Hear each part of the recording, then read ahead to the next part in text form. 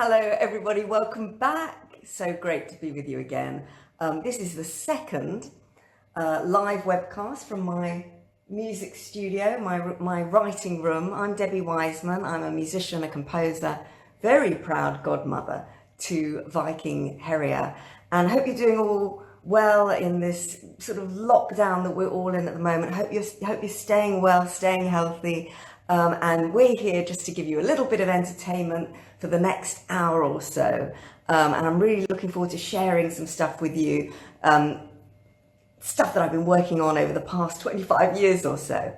Now, that piece I just played was called The Traveller. It's Viking's theme music. If you'd like to have a listen to it or even try and play it yourself, there's sheet music that you can download on Viking.TV. Just head to Journeys in Music and you'll find also, not only that, you'll also find the concert that I conducted for Viking Cruises, special concert, the first one at Cadogan Hall. You could sit back, take an hour or so out the day and listen to some lovely music. The theme of the concert was, of course, travel. So you can sit back and just have a little listen to what we did at Cadogan Hall. You can also hear The Traveller played by a full symphony orchestra, the National Symphony Orchestra. So it's a really nice hour to spend. Now, I thought I'd tell you a little bit more about the films, the television series that I've been working on and composing the scores for over the past 25 or so years. So I'm going to take you on a little journey this evening. Now, the journey involves, among other things, two English literary giants, so United Nations peacekeepers, a magic garden, a priest, and the Queen. Now, if you want to ask any questions throughout this broadcast, just send them in. Head to the form on the streaming page, and I'll do my very best to answer as many questions as I possibly can towards the end of the hour. So just get your questions in and I'll really try hard to answer them. It'd be lovely to hear from you as well. Now, the first proper film that I worked on, the first proper theatrical release, was a film called Tom and Viv. It was a story about T.S. Eliot and his rather traumatic marriage to Vivian Haywood, his first wife. Now, it was the first film I worked on, and the director, Brian Gilbert, came over to listen to all the music, and we sat. I wasn't in this particular music studio at the time. It was, when was it? It was about 1996, something. No, 1994. Thank you, my trusty assistant here tells me. It was 1994, so it was quite a few years ago. And Brian Gilbert, the director of the film, came over and I played him all the music at the piano. And it was my first film, and at the first playthrough, he just wasn't keen on anything. And I was playing him lots of different things. No, try again. The second time he came over, I rewrote quite a lot of the music, and there was one theme that he started to like. And what I'm going to play you is this main theme, which was the one theme that he started to like, which then became, I suppose, the impetus for the whole rest of the score. So this is the main theme from Tom and Viv. If you've seen the film, you'll know that it starred Miranda Richardson, T.S. Eliot was played by Willem Dafoe, Rosemary Harris, and both Miranda Richardson and Rosemary Harris both got nominated for an Oscar, for an Academy Award for their performances. It was a lovely, brilliant film. And so this is the main theme, from a little excerpt of the main theme from Tom and Viv.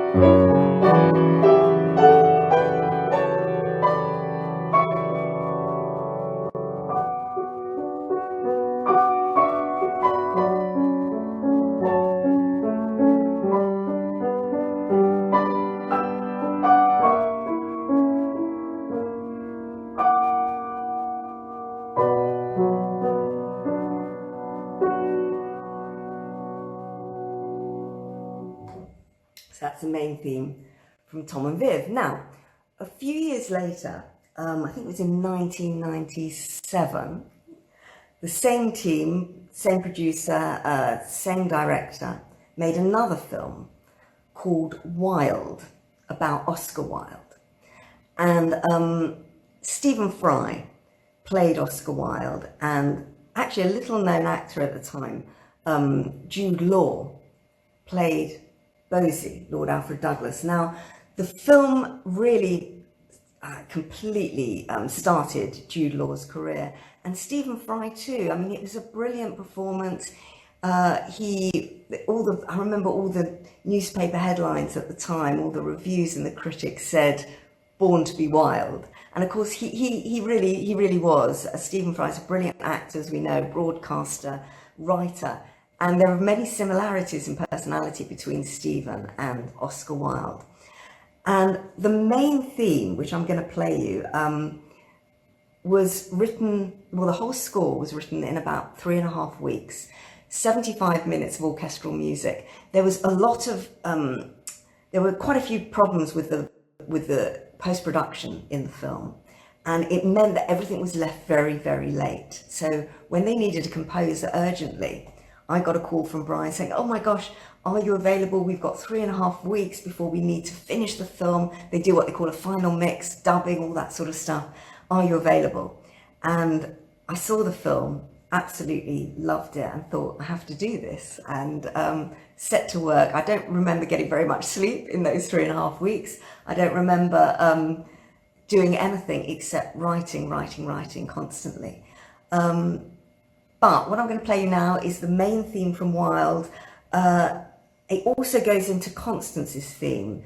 Now, Constance was played by Jennifer Ely, and I remember the director saying to me, "I want Constance's theme just to sound beautiful." And, that's a very easy thing to say to a composer. I want you to write something beautiful. Harder to do, actually, in practice, but that was the note I was given, to write a beautiful theme for Constance. And the theme for Oscar Wilde, you'll hear, has lots of twists and turns in it. So the music that you hear moves from Oscar Wilde's theme and then into Constance's, what I hope you will think is a beautiful theme. I'll leave it up to you to decide, but that was my note and what to do. And here it is.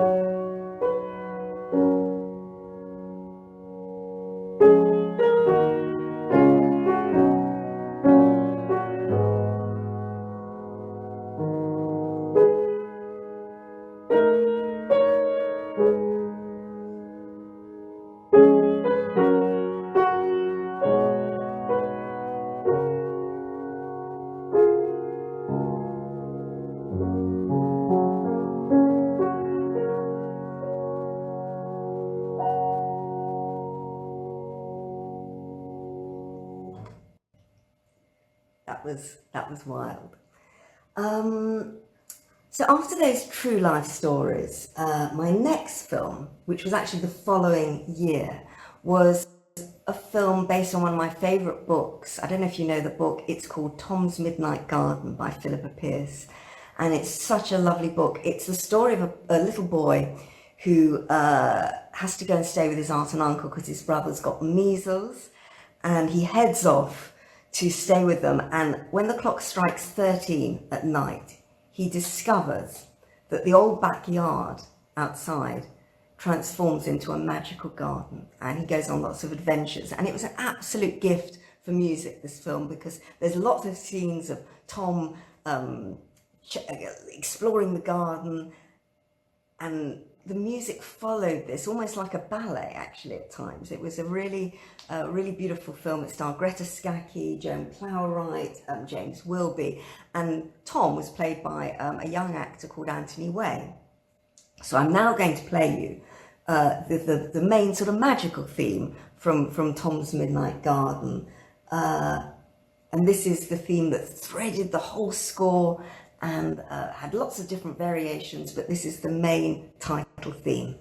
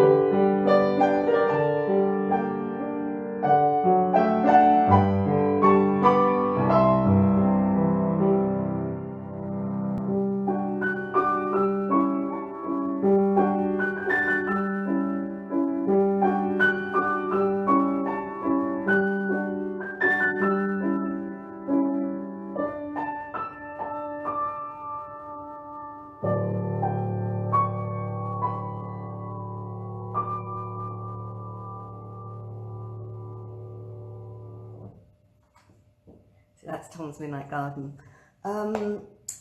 Quite quickly after that, I was asked to move out of the secret magical garden and into war-torn Bosnia. Now, we chatted last week about a director that I've worked with called Peter Kosminski, and he directed Wolf Hall, which was an absolutely fantastic production to be involved with. But years before that, I think I can't remember which year it was now, gosh. 1999. Oh, my trusty assistant tells me it's 1999. There you go. He made a series called Warriors about peacekeeping in Bosnia, and it starred Johan Griffith, Damian Lewis, Matthew McFadden. And it was one of my first collaborations with him. And he asked me if I could come up with a theme that sounded a bit like a Bosnian folk tune. And his researchers sent me, I remember they were sort of cassettes at the time. We don't use cassettes now, obviously, but I remember getting sent lots of cassettes and some CDs of Bosnian folk song. And that was my inspiration for the score. So it had lots of sort of unusual ethnic instruments in it. It was a very vocal score, lots of singing and lots of good choral stuff, but also lots of ethnic percussion and weird and wonderful instruments and flutes and things like that. But I'm going to play it to you now on piano. And I think even when you hear it on piano, it obviously didn't appear on the piano in the films, But even on piano, I think you can hear that it's got just that character of something slightly otherworldly about it. It doesn't sound very Western, it doesn't sound traditional. And so this is the main theme from Warriors. In America, when it was released, it was called Peacekeepers, but here it was called Warriors, and this is the main theme.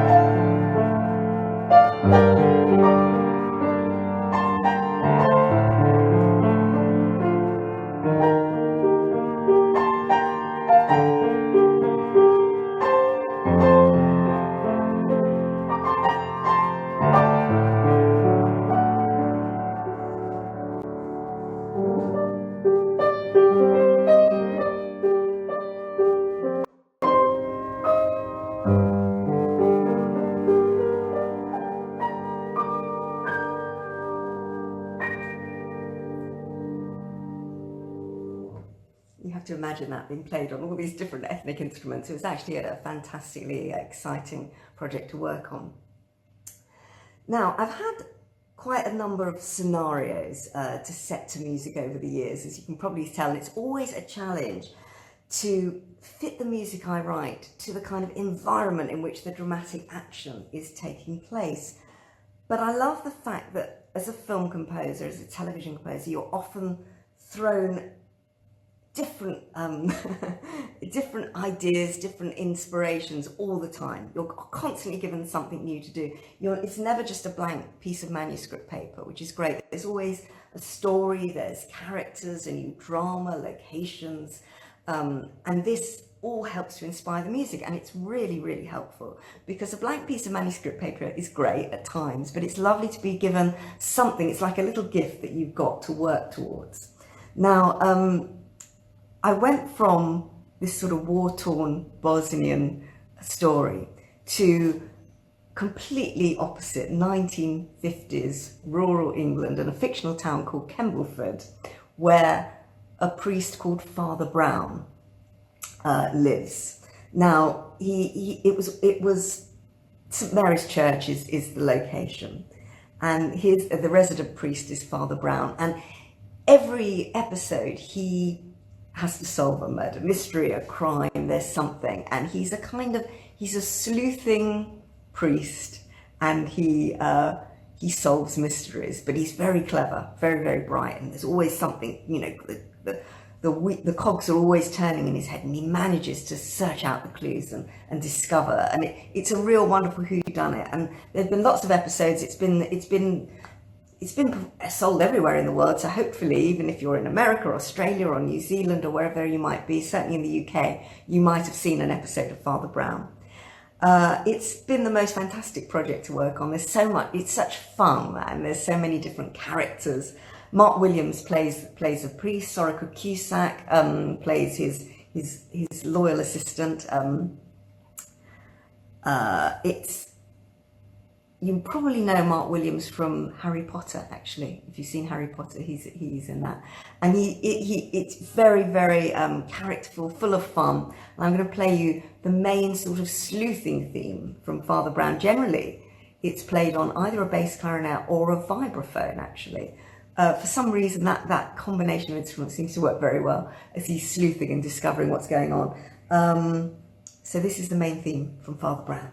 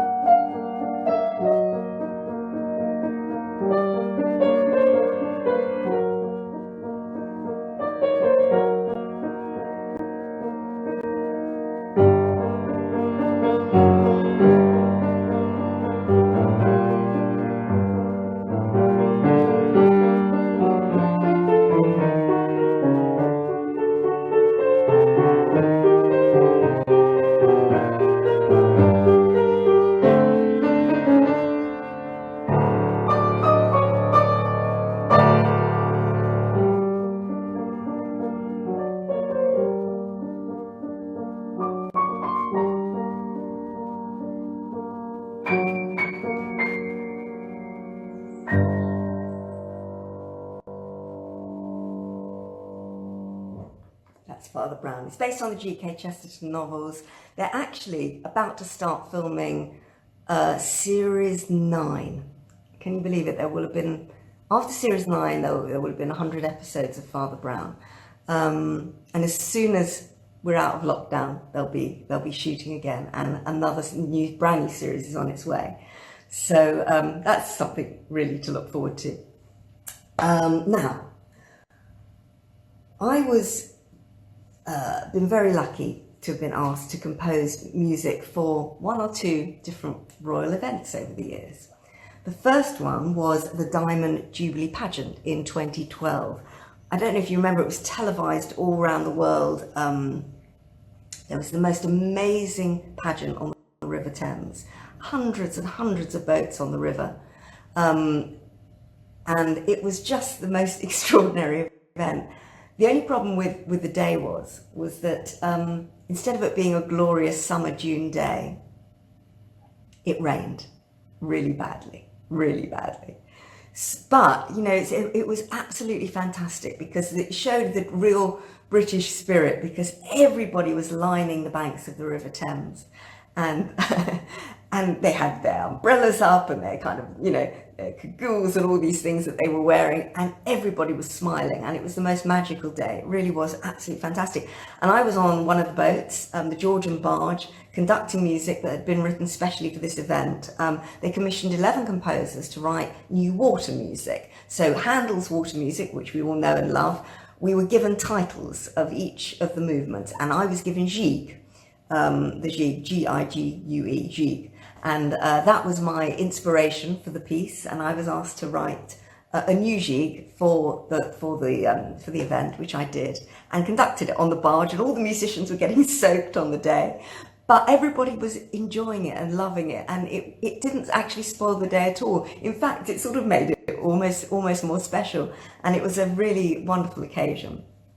Then, after that, I've been asked to write music for the Queen's 90th birthday pageant in the grounds of Windsor Castle, which was absolutely spectacular event. The military, the horses, the music, everything came together in the most extraordinary way. And in fact, the organisers of the pageant won a BAFTA award for it. It was such a brilliantly successful show, and everybody had the most magical time, including, of course, the Queen. She absolutely loved it. Now, I was asked to write subsequently music for the pageants that have been going on since then.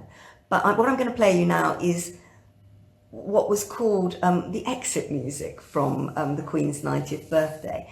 After the event had finished and everybody was lining up to say congratulations to Her Majesty the Queen, and she would come along the line and meet everybody and very graciously say hello to everybody and ask them what their involvement was in the event. This was the music that was played by the orchestra at the very end to sort of wind things up. So again, the feeling of it had to be something warm and we've all had a great time kind of music, gentle but warm and sort of close to a very, very special event. When it was performed on the night, it was performed by a large symphony orchestra, but I'm just going to play you the main theme now. It started with brass. You can probably hear on the piano, it starts with this. That sort of very, very traditional fanfare type music, but it was played on trumpets and horns and trombones. Now you're going to hear it on the piano. And then when the main theme comes in, it's played on strings, and it was played very lyrically by the violins and violas and cellos and basses. And it was an occasion I will absolutely never forget, absolutely brilliant. Can't wait for the next pageant next year. Unfortunately, this year we had to not do it because we're all in lockdown, but next year will be even more special. So this is the main theme that ended the Queen's 90th birthday celebrations.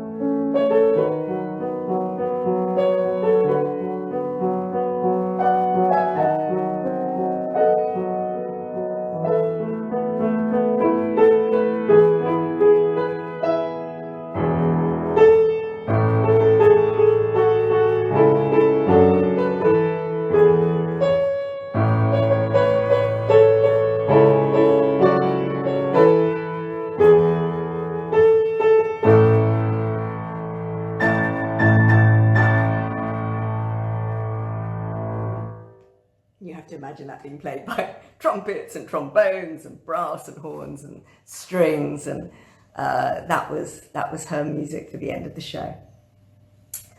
Now, I was very happy a few years ago to be invited to be Classic FM, which is our UK national radio station for classical music, to be asked to be their composer in residence, and it's been a great thrill. I've done a couple of albums for them, all sorts of projects. I was actually very excited when they said, could I be their composer in residence, because I thought I might get a very posh penthouse, at the top of Classic FM towers with a chef and a luxury apartment. But actually, no, there was nothing like that at all. It was a virtual residency. It was a virtual composer in residency. But it's been really terrific. And one of the things I've been working with them on at the moment is coming up with a piece that everybody can play at home. If they're self-isolating, or if they're at home with the family, maybe. Even if you don't play an instrument, maybe you can find a way of joining in, write lyrics to the theme, sing it maybe. And what I've done is I've written this piece called Together. Now, it's at classicfm.com. If you head to classicfm.com, there's a little link to it you'll sort of see a picture of me on the front page of the website. Click on that and you can download the sheet music for Together. And we're just asking everybody to maybe get involved. Maybe if there's a starter version, which is if you're just starting to learn to play, it's a slightly simpler version, and there's a more advanced version. So you could download whichever one you like. It's download for free, and record whatever you come up with, send it to us at Classic FM, and it would be great to hear what you come up with.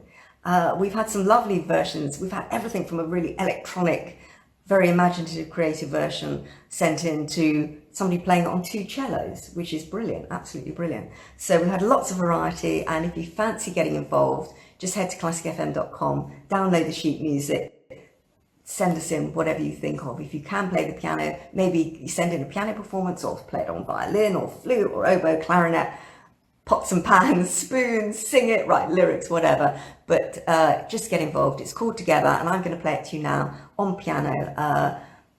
And if it inspires you, that would be just wonderful.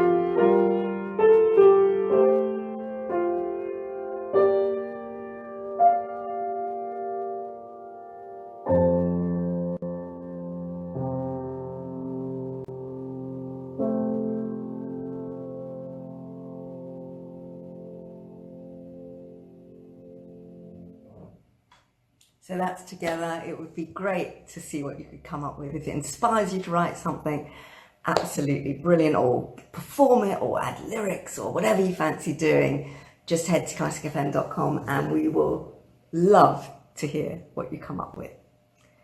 Now, I don't know if there's time for some questions. Oh, yes, I've got some questions. Oh. Yes, indeed.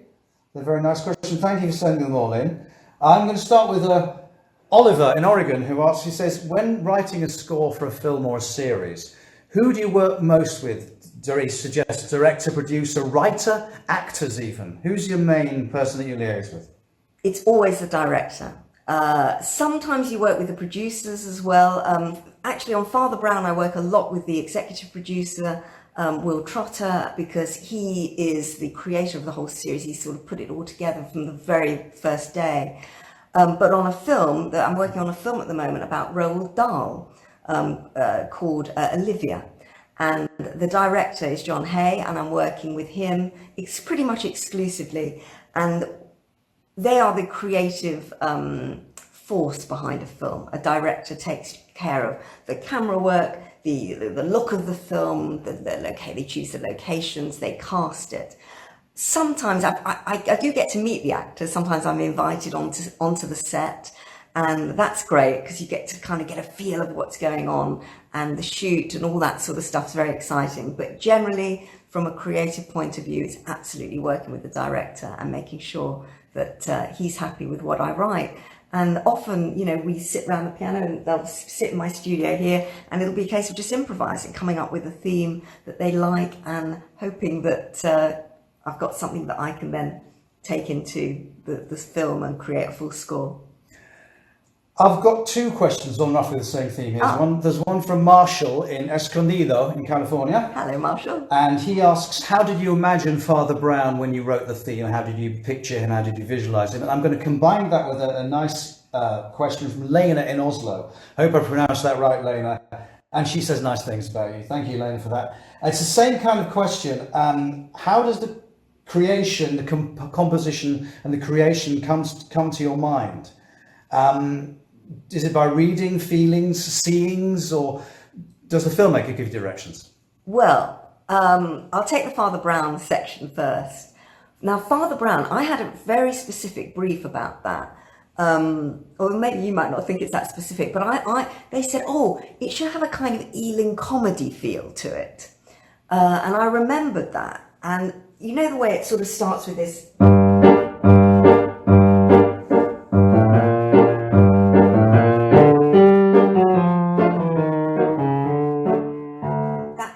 feel. Now, I came up with that as an idea, imagining the strings, but that kind of Ealing comedy feel. And I don't know why, but it just suggested that to me. The theme, took shape slowly, but it was that Ealing comedy steer, which was given to me by one of the producers, that absolutely kick-started that theme. And sometimes it is just that little idea that you get from somebody, a little steer in one particular direction that helps you come up with the right music. And it has to feel completely seamless with the story. You want the music and the whole show to feel absolutely as one, as if the two could never be parted. And that's really the sign of a good score, is when the two are so connected and so inseparable that they will always feel as one. So when you hear that theme, you hear that, you might be in the kitchen making a cup of tea, or you might be doing something in another part of the house, you hear that theme and you go, Father Brown's on, I must go and watch. And it's that kind of instant connection that you need to make with the theme and the show. And the second part of the question, just remind me what that was again. Lena from Oslo says, how does the composition come to mind? Is it what you see, what you feel, or does the film company give you directions? Right, yeah. So it's a mixture of both, Lena. It's sometimes it's reading a script. With Wolf Hall, I read the script and got some themes from that. Sometimes it's brought in very late in the day, as I was with the film about Oscar Wilde. Everything had been shot, the whole film had been edited and put together. The only thing that was missing was the music. So I had to think very fast and come up with a theme for Wilde, come up with it very quickly. And that was based on really just watching it, getting an idea of what was going on in Oscar Wilde's head. The great thing about music in a film is it's the subtext. It's what isn't on screen. It's what you can't see. It's what's going on in the characters' minds. It's what's going on in their head at the time. It's underscoring the emotion. And sometimes I've had directors say to me, oh, I'm not sure about this scene. It might be a romantic scene. It's not working terribly well. It wasn't exactly as I intended it to be. Can you help me with the music? Can the music deliver a bit more romance, a bit more love, a bit more whatever? And the music does that in a film, because what happens is when you watch a film, and you do this subconsciously, you believe what the music's telling you. So if you're watching a very, a great example of this, which is used quite often to highlight this point, but the film Psycho, great Hitchcock movie. And there's a scene where Janet Leigh is just driving along in the car. And if you turn the sound down in that scene and you watch it, it's just a woman driving in a car. But if you watch it again with the sound up and you hear Bernard Herrmann's very tense, very tense, what I call crunchy music, scary music, underscoring that scene, you suddenly feel very tense. And it's because the music's telling you tension and drama and making you feel uncomfortable, and you believe the music. And this is what happens in film. You believe what the music's telling you, and it has a great power over the images. So you actually have to be very careful. You have to be very sensitive to what you're writing, because you do have great power over the emotion of the audience as they're watching a film. So you have to be careful not to push it too far. You don't want to make them feel too much too soon. And it has to be very carefully gauged throughout the film. And that's why directors are very careful with working with a composer very closely, making sure that those moments of dramatic impact are carefully judged and not overdone with the music or underplayed.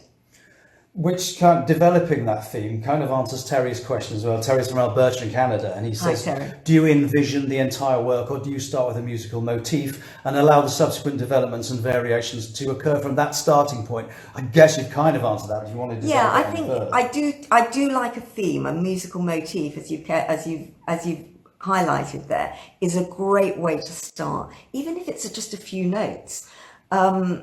It can springboard the whole thing. And actually it happened with my theme for The Traveller, because I just came up with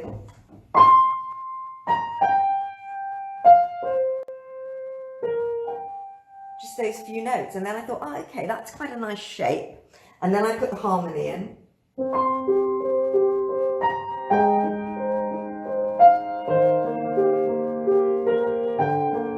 Started to develop slowly from there. So sometimes it's just a melody line like that has a nice shape to it, and a nice feel to it, and somehow suggests, with The Traveller, I was trying to suggest that looking out across the ocean and seeing the beautiful sceneries, all the different destinations and the colours and the magic of that.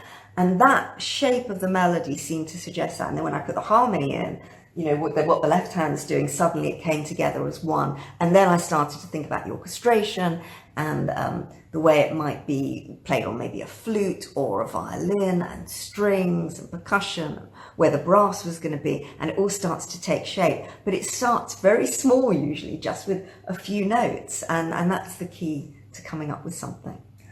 And following on from that, even, Marshall's come back. Escondido from California. That's good, because I get to say Escondido again, which is good. And Marshall, he says, I have such a strong emotional reaction to your music. I hope it's a good emotional reaction, Marshall. He says, how do you know when you're composing that you've hit the audience in the heart?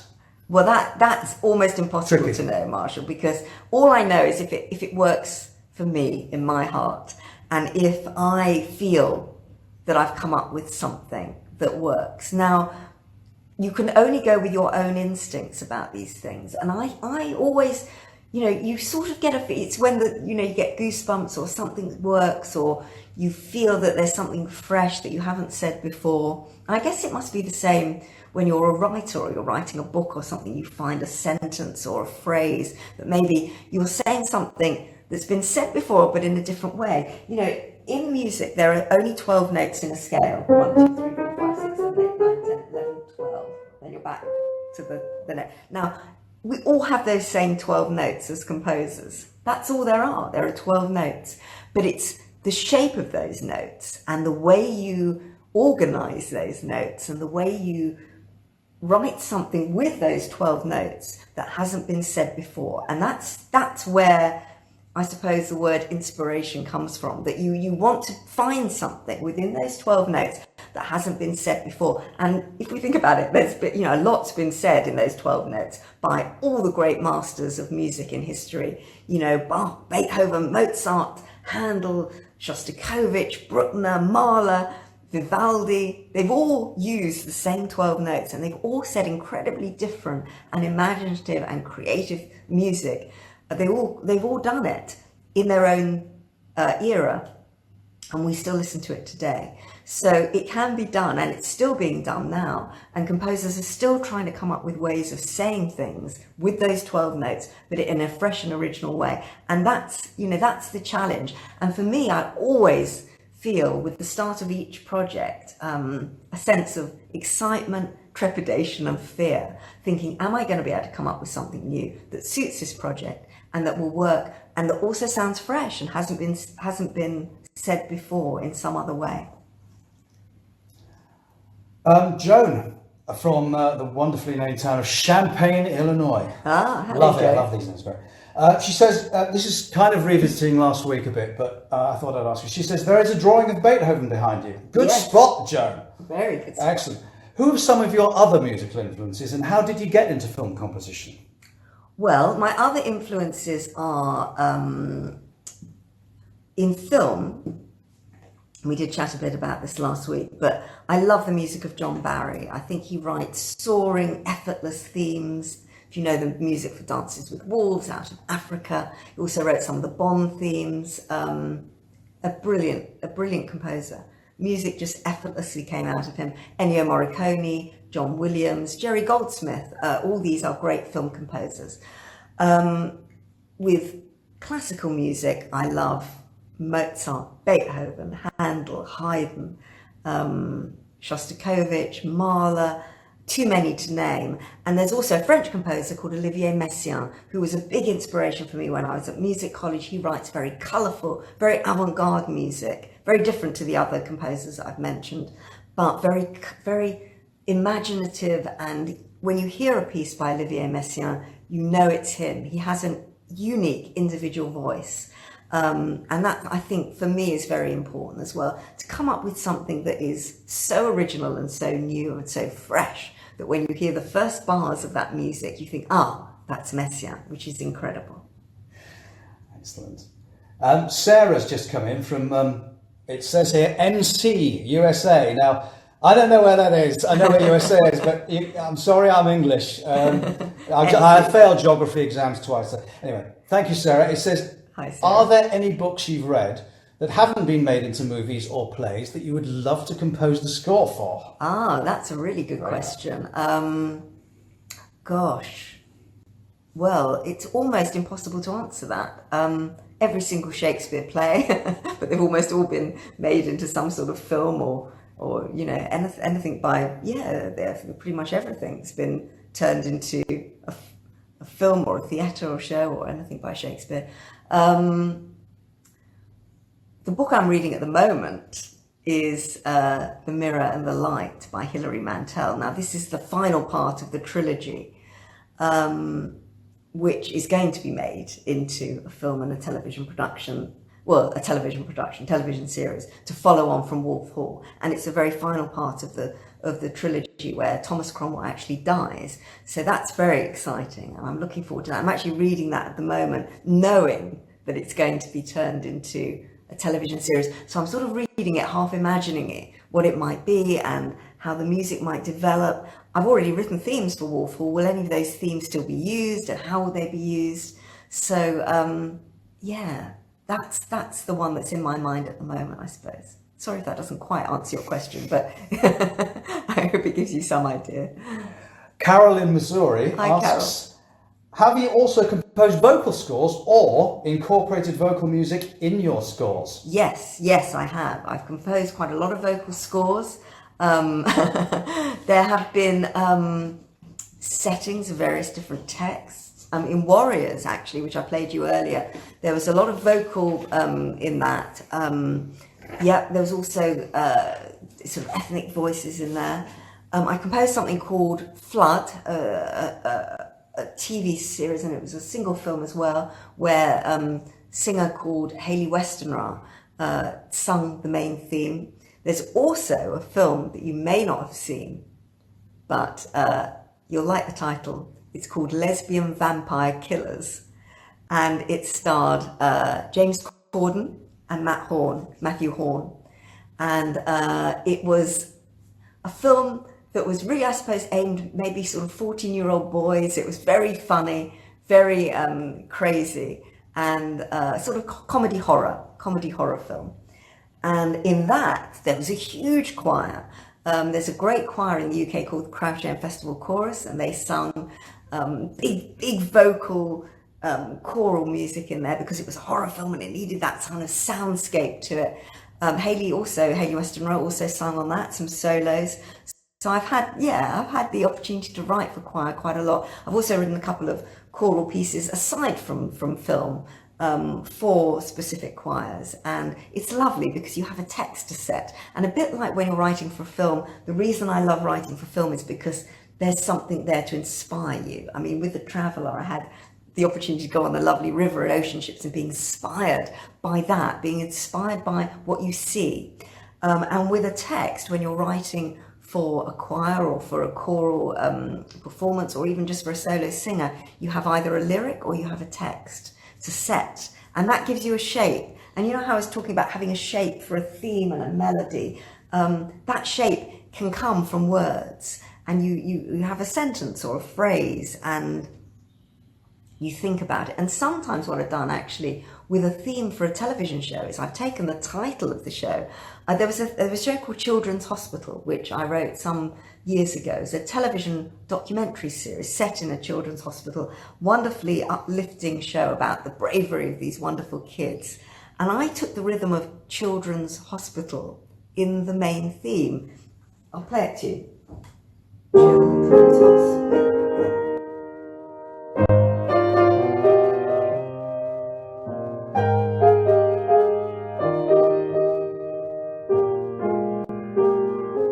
So that idea of just simply taking the rhythm, Children's Hospital, started that little,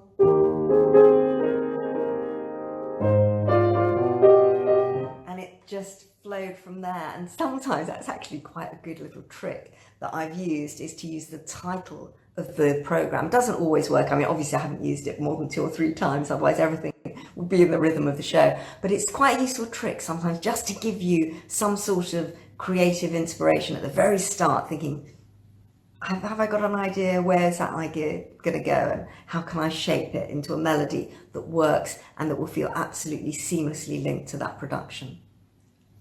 Last one. It's a cracker, this one. Roger from Chicago. Hi, Roger. If you could have dinner, and bearing in mind it's nearly dinner time, so it's right at the front of your mind. If you could have dinner with any past composer, whom would it be? I suppose you could have a dinner party. It could be loads of them, couldn't you? Well, it would have to be. Or am I, No, I mean, it's actually it's pretty easy question to answer. That had to be Mozart. Just a genius in every aspect of his composing. Very short life, but an absolute genius, a magician with music, and gosh, how his legacy has lived on and lived on and lived on. And we're still loving his music now. It's incredible, really, when you think in his short life how much music he composed, and that we're still now, it still sounds just as fresh as it did then. And it's just coming back to these 12 notes again, how one composer could have written so much with those 12 notes in such a short space of time and create music with a legacy that lives on now, that we all still know and love. And I know that his clarinet concerto is a great favourite of the chairman of Viking Cruises, Tor Hagen. And actually, once again, I said, if you go to Viking.TV, head to Journeys and Music, have a look at the concert that we did at Cadogan Hall, there is a performance of Torstein Hagen's favourite piece, his Mozart's Clarinet Concerto, played beautifully by the clarinetist Michael White. Really stunning performance. It's worth checking out because it's a really lovely performance. And you can hear all the other stuff that we played at the concert, the Traveller in its orchestral form. There's also a little video about the recording of the Traveller when we were at Abbey Road Studios, a little behind the scenes video there, which is good fun. So check it out, have a little look at Viking.TV, lots of stuff to enjoy when we're at home.